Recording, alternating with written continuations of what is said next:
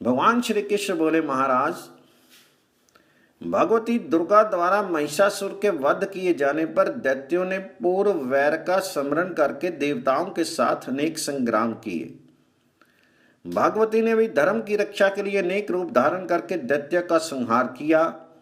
महिषासुर के पुत्र रक्तासुर ने बहुत लंबे समय तक घोर तपस्या करके ब्रह्मा जी को प्रसन्न किया और ब्रह्मा जी ने प्रसन्न होकर उसे तीनों लोकों का राज्य दे दिया।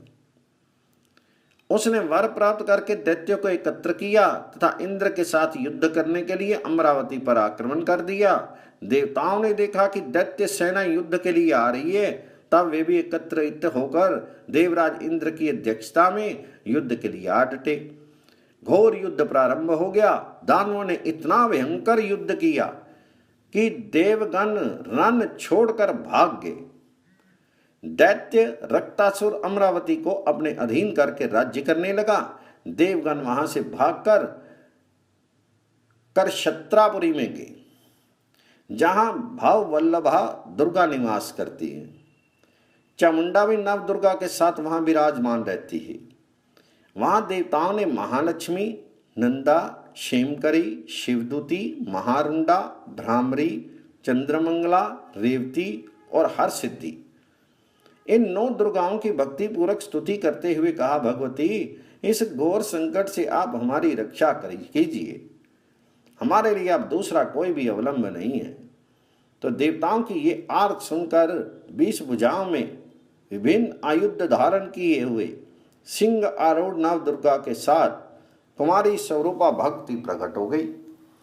तंत्र परम पराक्रमी और ब्रह्मा जी के वरदान से अभिमानी अधम अभ्रहण्य प्रचंड दैत्यगण भी वहां आए, जिनमें इंद्रमारी, गुरुकेशी, प्रलंब, नरक, कुस्त, पुलोमा, शरभ, शंबर, दुंदभी, इलवल, नमूची, भौम, वातापी, धेनुक, कली, मायावृत, बल बंधु, कैटब, कालजित, राहु, पौंड्र आदि दैत्य मुख्य थे।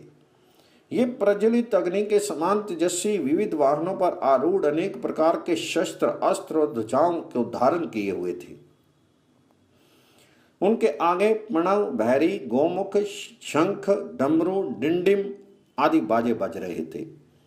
दैत्यों ने युद्ध आरंभ कर दिया और भक्ति पर शर, शूल, परिध, पट्टिश, शक्ति, तोमर, शतघ्नि, गदा, मुग्धर आदि अनेक युद्धों की वृष्टि करने लगे। भक्ति भी क्रोध से प्रज्वलित होकर दैत्यों का संहार करने लगी। उनके ध्वज आदि चिन्हों को बलपूर्वक छीनकर देवगणों को सौंप दिया। क्षण भर में ही उन्होंने अनंत दैत्यों का नाश कर दिया। रक्तासुर के कंठ को पकड़कर पृथ्वी पर पटककर त्रिशूल से उसका हृदय विदीर्ण कर दिया। बचे हुए दैत्यगण वहां से जान बचाकर भाग निकले। इस प्रकार देवी की कृपा से देवताओं ने विजय प्राप्त करके करक्षत्रपुर में आकर भक्ति का विशेष उत्सव मनाया। नगर तोरणों और ध्वजाओं से अलंकृत किया गया। राजन, जो नवमी तिथि का उपवास करके भक्ति का उत्सव करता है, वे उन्हें ध्वज अर्पण करता है, वे अवश्य विजयी होता है। महाराज, अब इस व्रत की विधि सुनिए। पौष मास के शुक्ल पक्ष की नवमी तिथि को स्नान करके पूजा के लिए पुष्प अपने हाथ से चुने और उससे सिंहवाहिनी कुमारी भक्ति का पूजन करे। साथ ही विविध ध्वजाओं को भक्ति के सम्मुख स्थापित करे और मालती, पुष्प, धूप, दीप, नैवेद्य, गंध, चंदन, विविध फल, माला, वस्त्र, दधि एवं बिना अग्नि से सिद्ध विविध भक्ष्य भक्ति को निवेदित करे और इस प्रकार मंत्र पढ़े।